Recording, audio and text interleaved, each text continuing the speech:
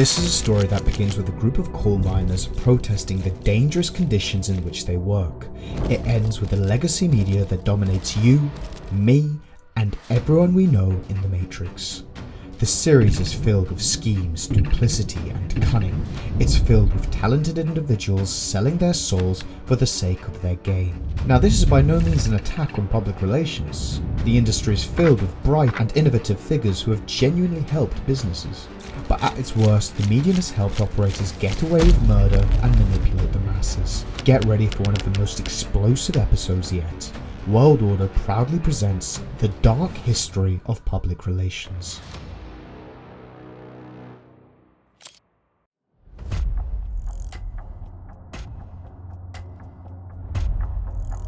Our story begins with a group of coal miners protesting the dangerous conditions in which they work.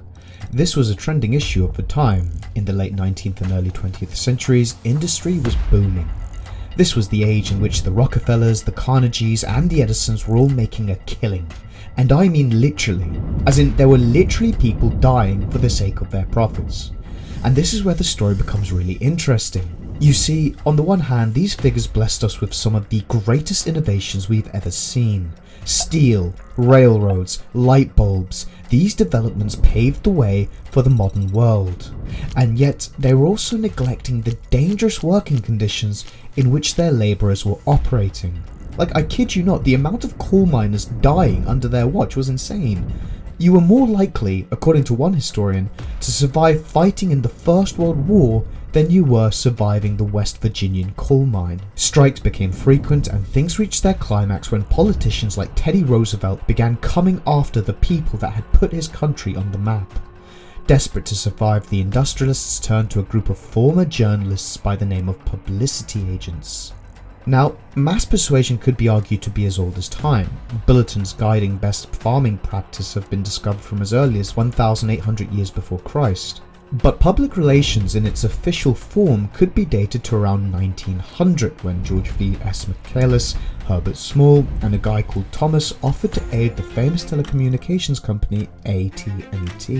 While studying the newspaper clippings, they discovered that over 90% of them were either unfavourable or outright antagonistic to the company.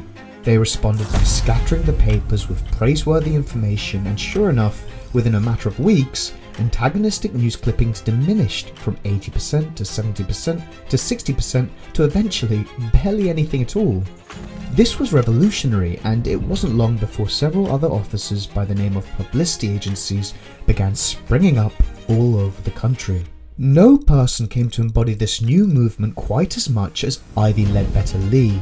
The son of a Methodist preacher, he'd studied at Princeton under the much renowned Woodrow Wilson, and like many who'd taken an interest in communications, had initially gone on to become a journalist. But like many of his contemporaries, Lee felt frustrated by his meagre finances and his low social status. In 1903, he left his job and offered to help a local politician rerun as mayor of New York. His efforts failed, but it's here that Lee substituted his love of journalism with his love of publicity. In 1904, after keeping afloat by some freelance assignments, he was given another offer to work for the National Democratic Committee in Washington, and it's here that Lee stumbles upon his greatest ever contribution. Having familiarized himself with the issues facing the very wealthiest, Lee took on an interest in one case that involved wealthy coal operators ignoring their strikers. Okay, well, when I say that, let me reword it. It wasn't so much that the operators hadn't responded, it's more that their response was so outrageous that it had gotten both the public and the politicians to turn on them. I quote, "The rights and interests of the labouring man will be protected and cared for not by labour agitators, but by us Christian men, to whom God, in his wisdom, has given control the property interests of the country." This was the prevailing attitude amongst America's elite, and it was in response to this domineering norm that Lee proposed his most innovative idea yet. Rather than look down on them, Lee suggested his associates respond to their strikers with empathy and understanding. By acknowledging their feelings, they could alleviate the situation and substitute the narrative of class warfare for that of unity. He backed this up with a declaration of principles that called on all publicity men to adhere to some basic rules. Public relations was to be rooted in truthfulness and openness.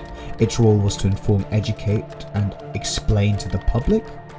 And PR was a dialogue. This was as much about understanding the public as it was about promoting the business. These principles were profound, and there was genuinely an optimism that this flourishing new industry could bring an end to the rampant narrative that was destroying the country. The test for Lee was whether he could now live up to his principles.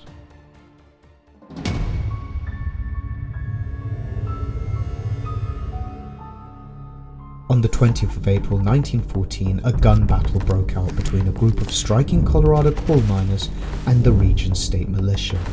The man in charge of the militia was none other than J.D. Rockefeller Jr., the son of the wealthiest man in America. For those unaware of the insane story of J.D. Rockefeller Sr., then be sure to check out my video on the dark history of oil after this one. Now, Rockefeller Jr. hadn't ordered the militia to open fire, but his association with them was there for everyone to see. Come the next few weeks, thousands of Unionists began marching against his officers and protesting his reign. It was amidst this panic that Rockefeller reached out to Lee. With little time to waste, Lee encouraged him to overcome his shyness and go to Colorado to personally meet with the miners and their families.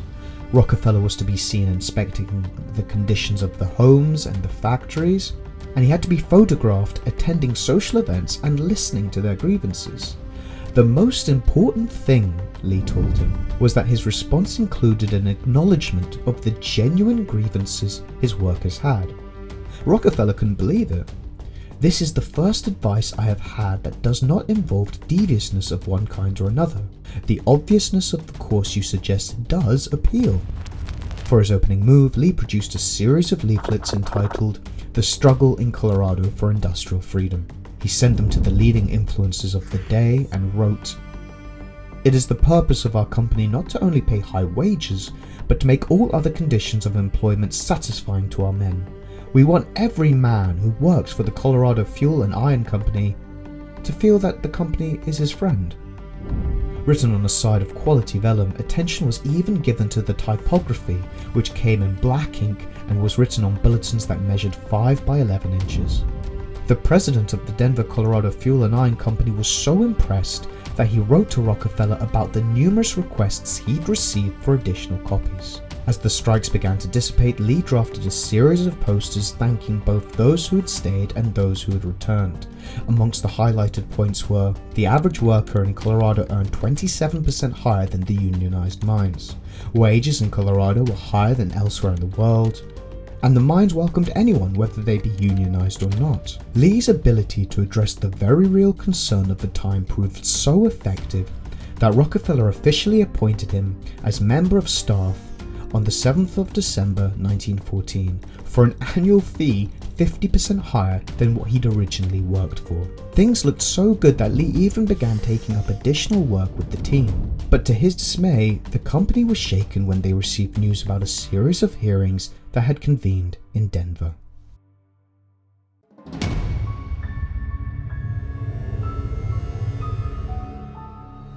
Two years earlier, the US had established a Commission on Industrial Relations to investigate labor-related troubles. Leading the investigation was a man by the name of Frank P. Walsh, a highly partisan pro-labor congressman from Kansas City. He was coming after Rockefeller and the whole fraternity for their conduct. When it turned out that half of the bulletins used in the campaign had blatant errors, Walsh began hounding Rockefeller's court representative for the person that had authorized their use. Lee began freaking out and instructed Rockefeller's representative to make clear that it was the operators who were responsible for the bulletins. But it wasn't long before his name was revealed, and sure enough, Lee's campaign became the focus for the entire hearing. "Clinging ivy," said one newspaper. "Highbrow disseminator," said another. Lee was described as a hired slanderer, a paid liar, and was decimated when the much-renowned author and muckraker Upton Sinclair dubbed him Poison Ivy. In January 1915, after relocating from Philadelphia to New York, he and Rockefeller were subpoenaed to appear before the USCIR hearings in the city. Not a single detail was left to chance. Lee began advising Rockefeller for the trial that would either make them or break them. He went as far as to manage the very way Rockefeller entered the chamber. In stark contrast to the conventional norm, Lee insisted Rockefeller enter through the front door of the courtroom rather than the back. When it came to that which was to be said, Lee advised him to oppose the 7-day work week and resolve the CF&I's problems even if the Colorado managers were offended. Furthermore, no matter how brutally the court came after him, no matter how many people laughed and scoffed, Rockefeller was to finish the testimony by graciously thanking the commission. When the hearing ended, Rockefeller not only got away but was given a standing ovation by the packed audience in the room. Lee wrote a message of congratulations but was far from at peace. As part of his calculated attack on Rockefeller, Chairman Walsh turned his attention to Lee, who he believed had been the secret manipulator. He placed him on the witness stand and began drilling him about his lack of knowledge, his source of bulletin errors, and his lack of effort to correct them. "My job," Lee said, "is simply that of advisor, and I advise my clients to tell the truth. My idea is that the principal himself should be his own publicity agent." Despite receiving hackles, Lee managed to get away from there with his life and dedicated the next few months to resolving the mess left by the strike. His actions weren't as benevolent as he said. Direct requests for financial assistance were instantly referred to the CF&I officers. Requests for restitution for property lost by the miners was politely declined. But to his credit, Lee hired a reporter to detail on 10 double-spaced pages the political, economic and social contributors that had led to the strike, which he then used to push Rockefeller for reform. On April 1st, 1916, after pinning the key causes of the strike on the CF&I's middle management, Lee left Rockefeller's staff and opened his own publicity agency with his brother J. Weideman Lee and another man by the name of W. W. Harris.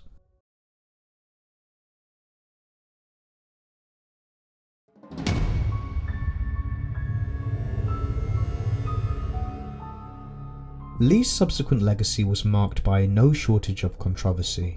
He did some work for the Red Cross during the First World War and genuinely played a role in helping the nation.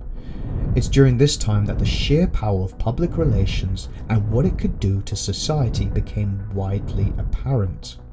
But he also stood by the rich and powerful even during those most controversial periods. In 1921, he came to the aid of the Logan County coal operators of West Virginia, who tasked him with countering the ugly publicity that had stemmed from their violent suppression of their coal laborers.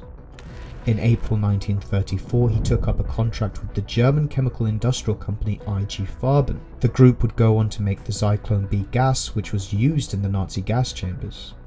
Now, in Lee's defense, he didn't know that the company would go on to make such a product. But on the other hand, his reluctance to contemplate right and wrong, or at least acknowledge the moral panic of his time, appears to have cost his legacy. Whilst he began his career with a declaration of principles that sought to reconcile the differences between corporate owners and workers, evidence suggests that Ivy lost his way towards the end of his career. He died at the age of 57 on the 8th of November 1934 from a brain tumour in St. Luke's Hospital in New York. Till his death, his lead associate T.J. Ross argued that the public scrutiny brought about by some of his more questionable associations was the biggest cause for his tumour. Regardless, Ivy remains celebrated for his developments in the industry and the world of business.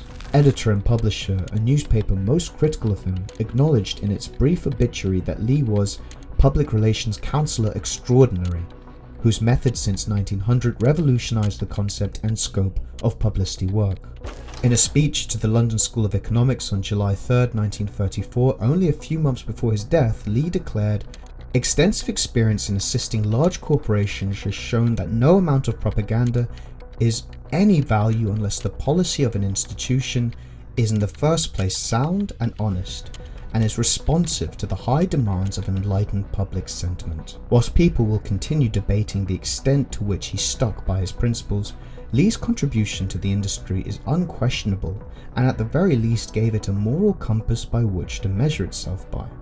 Now, this is not the end of the story. The PR industry is about to morph into something radical, and no person epitomizes this more than Edward Bernays. But before clicking on the next episode, be sure to hit the like button and subscribe. World Order takes history's greatest figures, industries, and international relations and tells their stories in epic ways. Be sure to hit the bell icon so that you never miss out on a single video. For more information on Ivy Lee and the other founding fathers of this industry, be sure to check out Scott M. Cutlip's Public Relations, The Unseen Power, on which much of this series is based. Special shout out to Kirk Hallahan for his article on Ivy Lee and the Rockefellers' response to the 1913-14 Colorado coal strike. I haven't been paid to promote these titles, but I highly recommend them for anyone wanting to know more about this fascinating industry. Thanks again, take care, and I look forward to hearing from you all in the comments below.